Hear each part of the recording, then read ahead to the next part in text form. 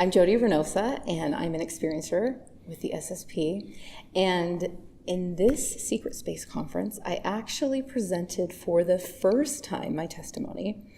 And I talked about how I woke up to the fact that I was associated with the SSP. And then I kind of went backwards because I feel like my experience was not a straight line. It was kind of like all over the place. And I basically told people, buckle up because this is going to be a bumpy ride. And started from when I woke up to then back in my childhood, all the quantum echoes, and kind of like follow the breadcrumbs to my truth, basically, of how it all started for me. So that's basically what my presentation was about. My name is William Nutter. Some people know me as Johan Fritz. I came to the Secret Space Conference with my wife because I thought it was important to discuss disclosure on multiple fronts. Some people haven't had the exposure to this material that a lot of other folks may have by watching some of my videos, watching our videos. And I felt it was really important to concentrate also on the more positive aspects of healing and folks getting through this. When we got here, I think we've done that. Once people have this information, they think, wow, I was in the Secret Space program. Okay, what do I do with all this information? Now what?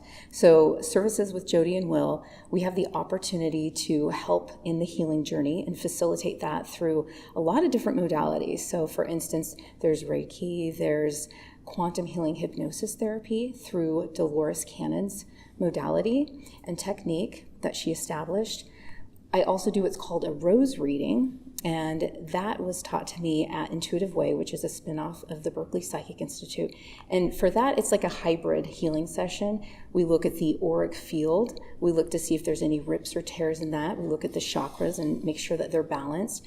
We also look at 3 past lives. We look to make sure that everything on their path is, balanced, and are they, on their life path journey.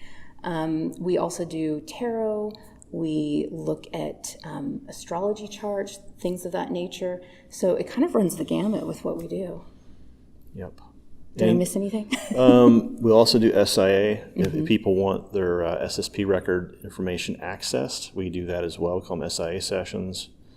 We give a method by which I think the big thing with our business as a whole, if you kind of step out of the modality discussion for a second and look directly at what we're doing, we're trying to give people a way to integrate all this information back into the whole and heal all these parts. What we're finding is that people will get information from other folks and they do their services. If they don't know how that information really relays or fits into their healing schema. So our job is to kind of figure out how do we generate a healing schema plan for them to make that healing happen. I would say at this point, based on the modalities we have, the QHHT we're doing is probably the most extensive in terms of the physical body and light body. I would say that if you're looking at addressing very specific niches of healing, we have modalities that can address that too. I also wanted to add the fact that I do shamanic journeys, which is really great because I have my guides come in and help me with finding out where they're at, where they need to go, if they want to learn their power animals and protective guides, things of that nature. I look at that. And I think when people first come to us, we talk to them about where they are in their spiritual journey. And if they want to come to us for like an SSP, SIA information access session, we find out first, okay, where are they in their healing journey? Right. Where are they spiritually? Where are they in their ascension evolution journey? Because that will also determine where we go with them next. Because usually it's not a one and done. We usually facilitate, their healing journey. So after the SIA session, oftentimes we do like an energy balancing session with their chakras and auric field. And that usually helps with integrating all of that information. And there's also, too, the whole idea that we look at healing because healing is in stages. It's not just like Jodi said, one and done. So a lot of times what we see is this whole idea that when it comes to our clientele, a lot of times we'll do one service and that peels back 1 or 2 layers of the onion, right? And then maybe the next modality takes 1 or 2 layers off. And eventually, as we work down through this, they may not go to us for that 3rd or 4th session, but they're still going and they're getting in the mode of doing those sessions with folks. And they're doing their healing work. And that's really what we're trying to promote is instead of people being stuck in the drama and get out of the trauma, as it were, right? That's kind of what we're trying to promote with what our business does. So we also want to make sure, like with our clients, that they know it's not us that is, having this magic pill to help them or, this fix-all type modality. We are helping facilitate them doing the work. Yep. So we're not going to spoon feed them to, this magic outcome or anything like that. It's definitely them doing the work. We're just helping facilitate their healing. Yep. Okay, so an example of some of the SSP records that we've been able to pull would be typically the format that I get from the system starts off, I usually will ask the person's name and birth date just to verify who they are, like their actual birth name, not the name they're currently going by. So we ask for those 2 pieces of info. When I pull the records down, usually the first section, it shows like all the childhood stuff, like all the dates, the ages, all of that. We go through that because I think it's important to understand when and how this stuff transpired. There may be notes next to those dates and ages, and I'll give them some of that information as well. The next section is overall notes for the asset itself before fracturing. And that implies stuff like, if this particular person has bloodline connections, DNA connections, if there's stuff that has to do with their star-seeded soul group, any of that kind of stuff can come in there. The next section has to do with the altars themselves. And typically speaking, what will happen is I'll try to pull down at least 5 altars for each person, the first 5 that show up in the record. And then what happens at that point is I try to pull down everything, including term of service, how many times that altar was used. In some cases, I can pull down the number of military sorties, missions, in some cases, even awards they've been given with certain organizations. So, and oftentimes when he's looking at the record, through the Akashic record, and the blueprint, I can see different scenarios that they're in, and it'll just like flash, and I'm like, oh, okay, and I'm seeing you do this, this, and this. Yeah. And it's really interesting because oftentimes there will be these quantum echoes, and they're like, oh my gosh, like, that lines up with this, this, and this, and that parallels this, especially in this realm. So it's really interesting. Yeah. Something interesting that I found when, I don't know if I should call it Johan getting the records or one of your other altars, because sometimes it'll be different altars coming out of Will accessing these records. But what I found interesting is that a lot of what he said or brought down from the system coincided with what Peter the Insider said as well. And so it all just kind of confirmed what I knew and had experienced as well. For instance, when I was a baby, and I think I shared this in my presentation, but when I was a baby, I was kept in the hospital for like 2 nights. And they said because I had a high fever. And this high fever consequently made it so they had to do a spinal tap. And they attempted it twice. And apparently they weren't successful. And the record showed that there was this doctor who was experimenting on young children and newborns. Yeah, Daniel McKenna. Yeah, Dr. Daniel McKenna. So there was that, and there were also records saying that I was a part of Monarch. And I was taken to facilities underground, and that's where that was associated. Monarch, Murkoff, and Wallrider even. So all those things lined up. And the thing is even with like Peter the Insider, he didn't know anything about me in that regards. And then, with Johan pulling down records, he knew it was Monarch. He had seen different Murkoff things. And it's interesting how they didn't even talk about these things. And then Peter just said, oh yeah, this, and this. And the other thing too that sometimes shows up, going back to your earlier question, just really quick in reference to what Jodi's saying, what does happen sometimes is when people ask me specifically to pull records or Jodi to pull records, as we're collectively doing this, we'll have stuff show up where there are certain cases where missions have actually showed up that were what we call like high profile missions. And that information will show up and be like, yep, this is what happened in this situation. This is also why you have these certain things going on with your psyche. People will have certain types of trauma, certain types of like unreleased fear around certain things. And we've literally had people tell us like, how did you know that? Because it's all interconnected to the psyche, to the subconscious. All these altars are, so. This week I presented the fact that in around 2010, I had this past life regression, and the facilitator actually was saying, I don't think this is a past life. This is a parallel life. And because what I was seeing is I was seeing this woman in Paris, and she was delivering documents, and the facilitator said, well, does she have a name? And I said, yeah, it's Victoria. Victoria for victory. And it just kept coming to me, for Victoria, or for victory, for victory. And so it's like that woman wanted me to understand that there was something dealing with victory. Like she was victorious in all the missions that she was on. So she was basically carrying this attaché bag with documents. She was in a hurry, and she was delivering it to this particular building. And I found this set of buildings, which is kind of like a military district in Paris, La Défense.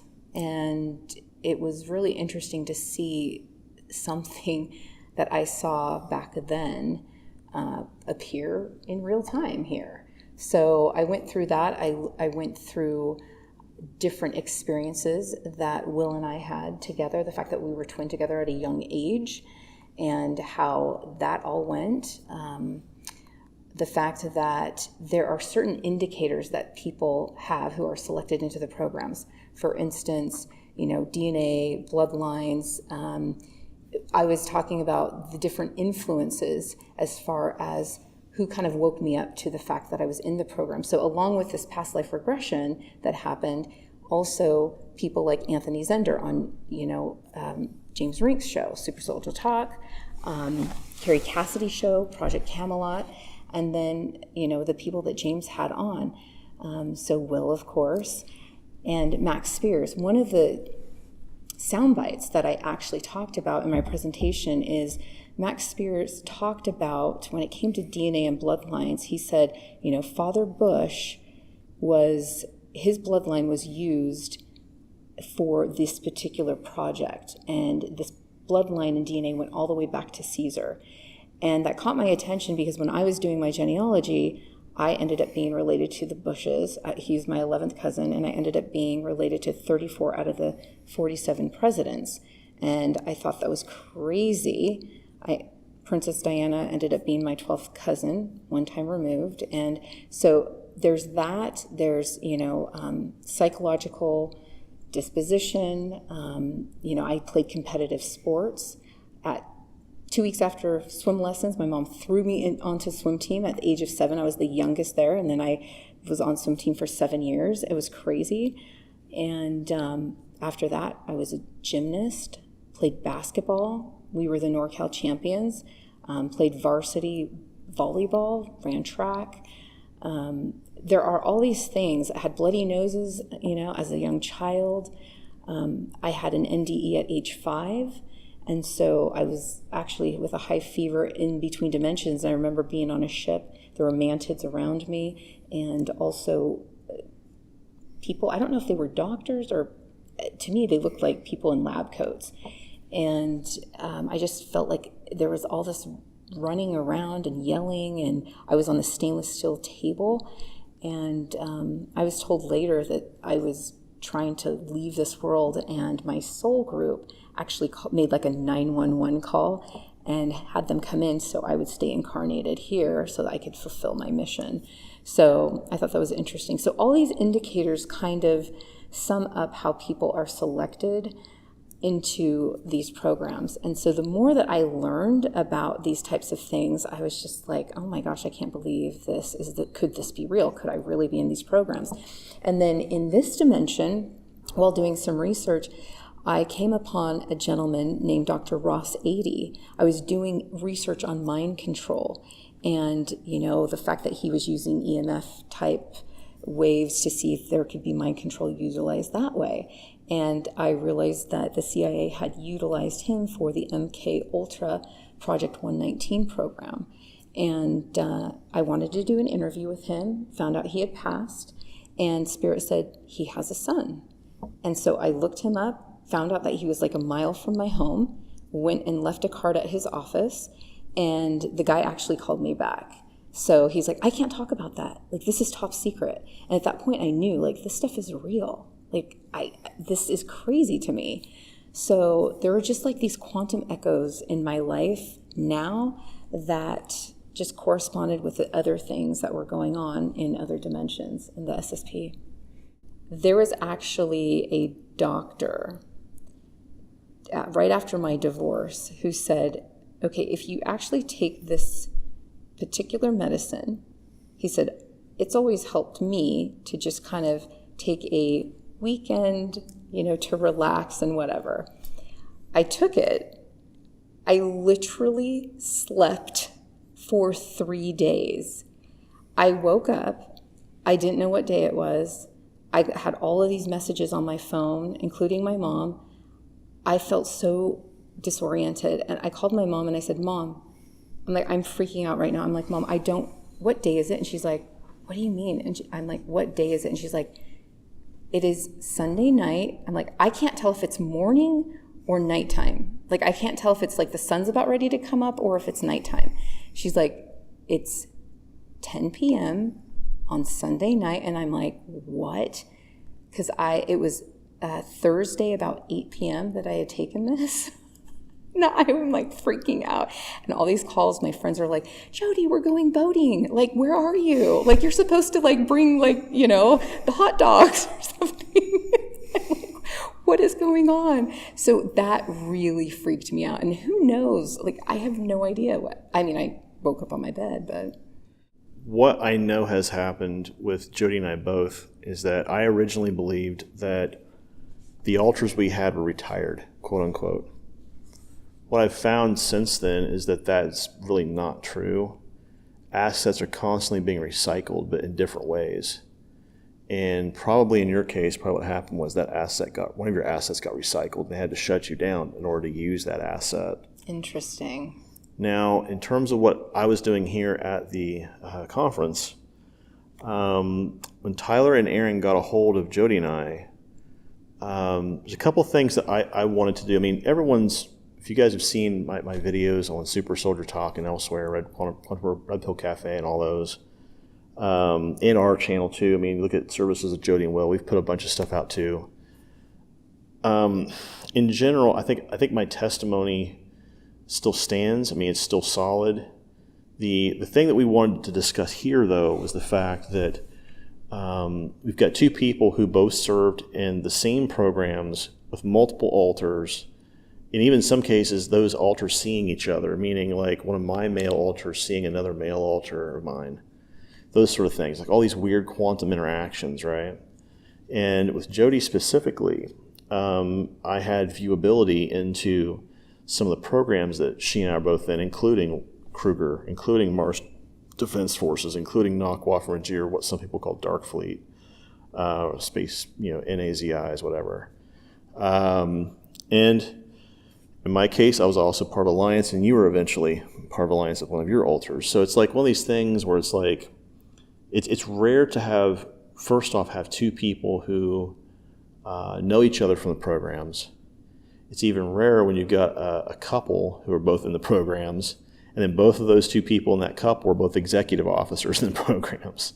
So, and I was sharing some of those examples of each of these different programs, the altars, what they did, that sort of thing. in terms of 3 of Jodi's alters, the answer is yes, my alters knew them. At least 3, possibly 4. We know that there's a lot of quantum overlap. We know that Johan Fritz knew Julia Rain, who was the alter that Jodi was experiencing in Nacht Waffen, both from Kruger through MDF, Nacht Waffen and Alliance.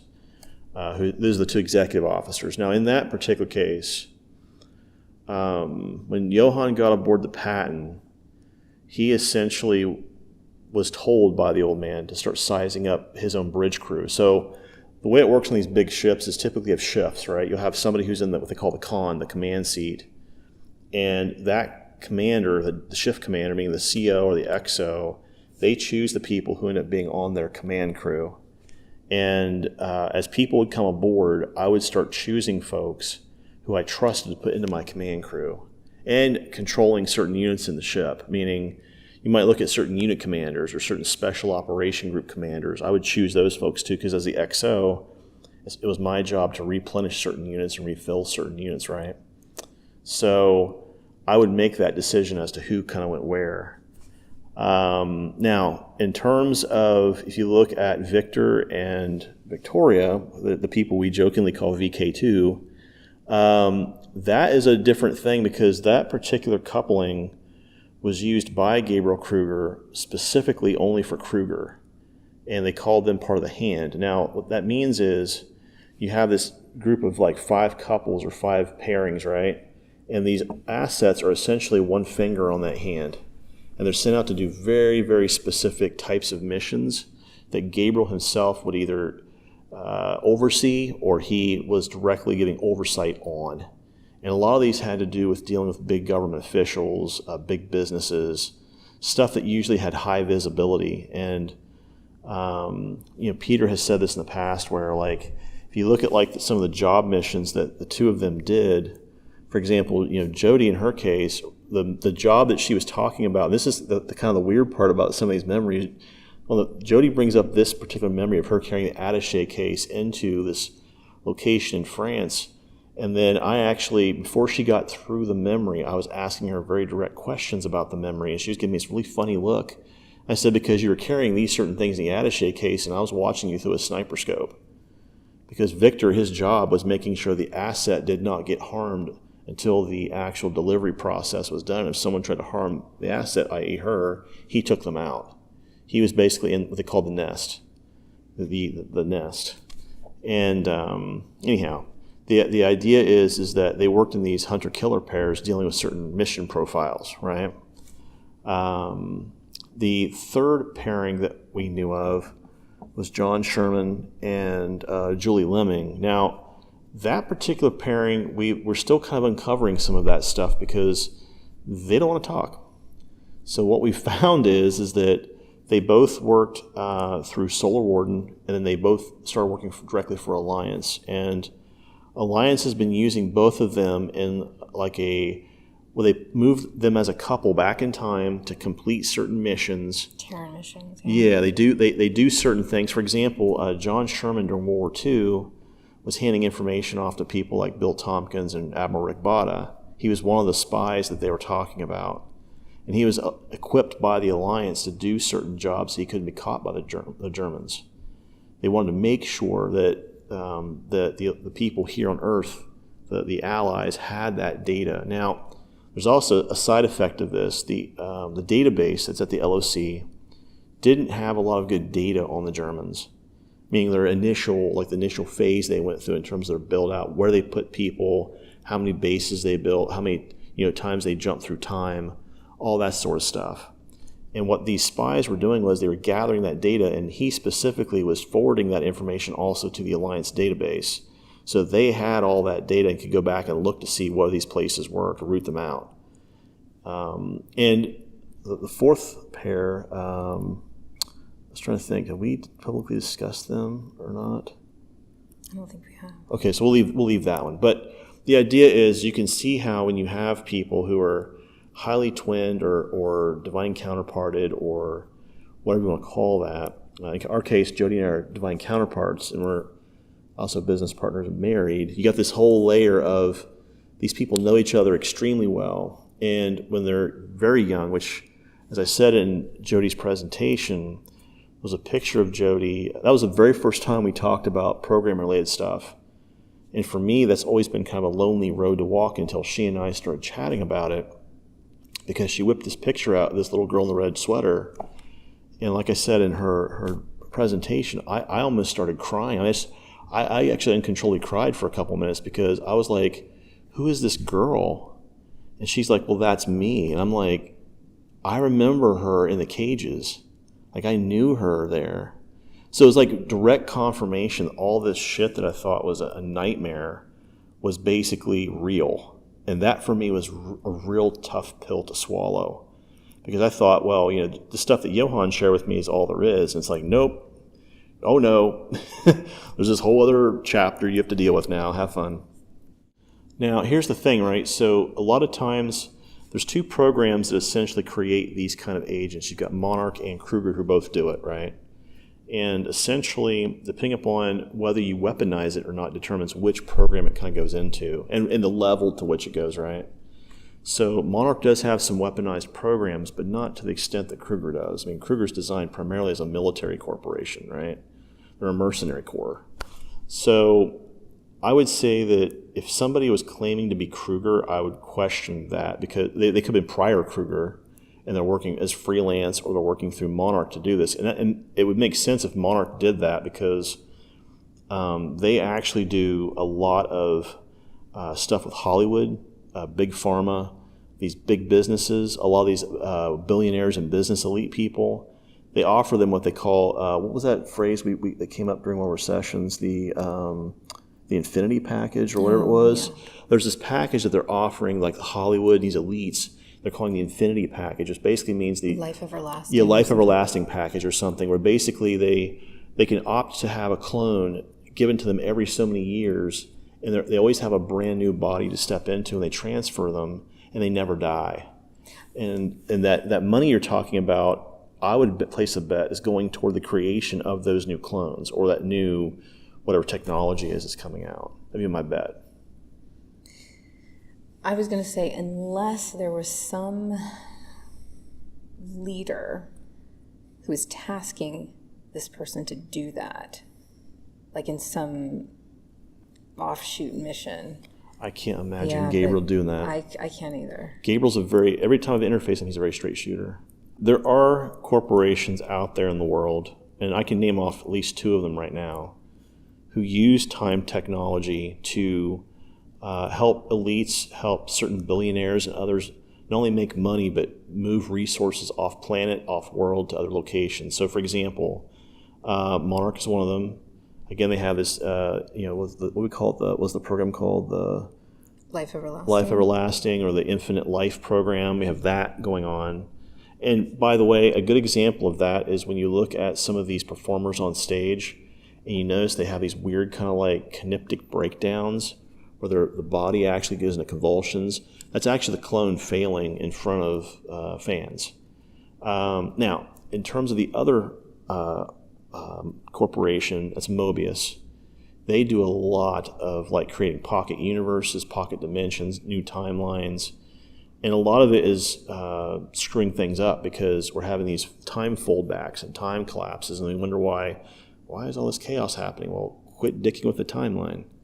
So if we were to take Hillary Clinton, execute her, capital punishment like hanging, shooting, beheading, whatever, would that be enough? And my question is, once they verify it's the real Hillary Clinton, sure. I'd have them check the thumbprint to make sure it's the real Hillary Clinton, no clones. If it was a real Hillary Clinton, sure.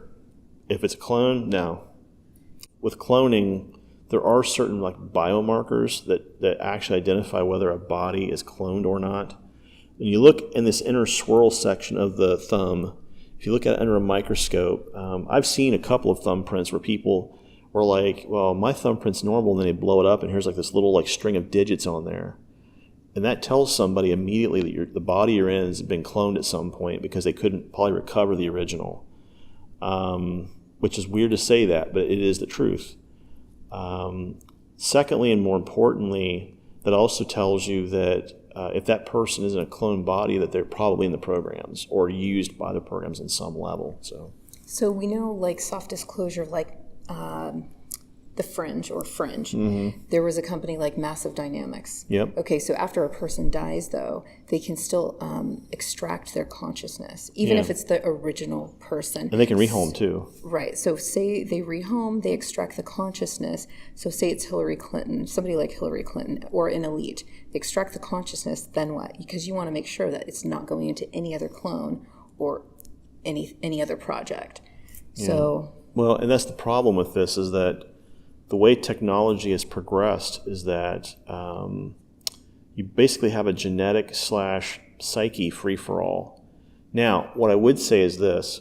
If you check somebody with what they call an Orion's Cube device, and you were to crack the soul open, and look forward to see what the progression of that soul is, you could find out whether or not that soul terminates in this lifetime or not at this exact instance. You would have to do a checks and balances like that. It's the only way I know of to do it, because that temporally tells you, temporal signature-wise, the soul ends exactly at this place in time.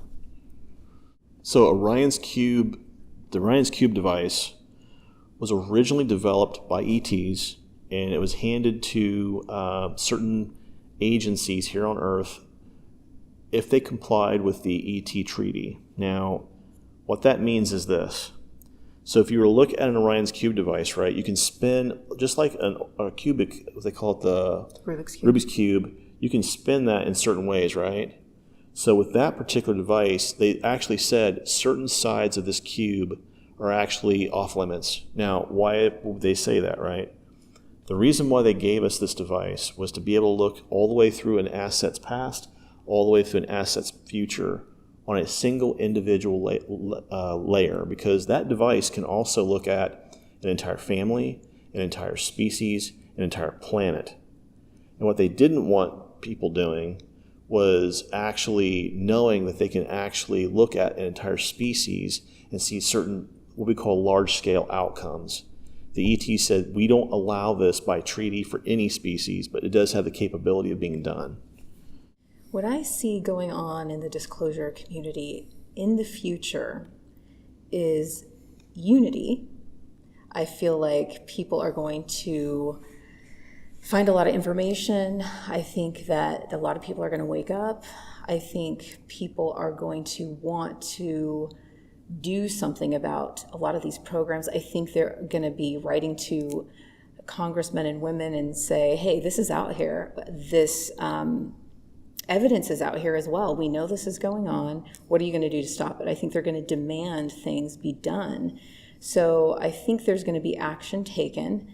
And I think that this movement is just going to grow larger and larger until, the trauma can decline, stop. So I think there are good things in the works for the future of the disclosure community. I just feel like there's positive things. What do I see as the future of the disclosure community? The first thing that I see is you have two sides to this coin, right? You have one side, people who've never been in. They're actually coming in, listening with an open mind. They're holding space, and they're also helping to facilitate those of us who have been in. They're giving us the space to which to explain to them what we've been through, and also how we course correct what's going on. The other side of this is that I think there's also this shift happening that I feel. When I first came out with disclosure, I felt that the disclosure community was highly broken. It was very, very cliquey, very segmented. I think some of that's going away because, some of the people who used to talk in the disclosure community are no longer doing that. But I also think there's a difference in mindset. People are starting, as we said in our talk earlier, we're getting past the drama and working through the trauma. That's the motto that Jodi and I kind of work through. It's our mainstay. And I think some other people have finally gotten that down. We're seeing that. And when Jodi mentioned unity, I think that is true, because I think that is the one thing people can coalesce around. They're all saying, you know what, yeah, I've got some trauma too, and yeah, I need to work through that myself. And you know what? It's okay if we all maybe have a difference of opinion about how we got the trauma, but we know we have it, and if we're working together on fixing it, then maybe there's some overlap in what we're both seeing and feeling, and let's come together on what we all agree on, right? Let's come together upon what is the common stuff that we do believe in. And I think we're starting to see a lot of that happening now in the disclosure committee, which I think is very positive. Okay, so if you want to follow us, which we hope you do, my wife and I, we both hope that you guys want to listen to us. First off, you can look up Services with Jodi and Will. It's our Facebook page. We also have a discussion group called Services with Jodi and Will discussion group as well. We hope that you would like, follow, and get in on that. Make sure you answer the questions, please. Secondly, and more importantly, we do have our business page. It's jodiandwill.square.site. So you can go to that. For all of our services. It's all of our services. Also, too, I think listed on there, we have our phone number listed on there too, right? Yep. So, and also, too, if you go to our business page on Facebook, we do have our phone number. We do have our joint email listed on there. That actually goes to Jodi and I both. So if you have questions that you want to direct to us, we absolutely respond, and you can definitely reach out to us that way. Just for the purposes of just saying it, though, it's 385-501-4188. That's our phone number, our business line. And then our email is jodi11andwill3@gmail.com. Yeah. So that's jodi11andwill3@gmail.com. Yeah, and we appreciate all of our clients that have worked with us in the past. We appreciate you guys for listening to our video and listening to what we have to say. James, we appreciate you giving us a few minutes of your time to do this. And we really hope that going forward our community does heal. So we actually in the future are thinking about working on a book. We do have some ideas. Jodi's got some book ideas. I have some as well. We haven't formulated that plan yet, although we may have just met a guy who's potentially our editor. He wants to be our editor. So and then we are working with a couple people on some productions for film and documentaries. So that's exciting. Yeah.